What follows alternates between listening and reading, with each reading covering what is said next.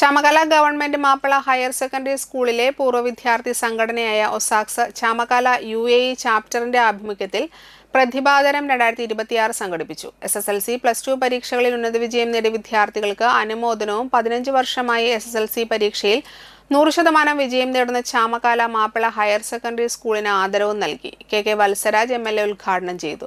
ഒസാക്സ് president Hameed തടത്തിൽ അധ്യക്ഷത വഹിച്ചു.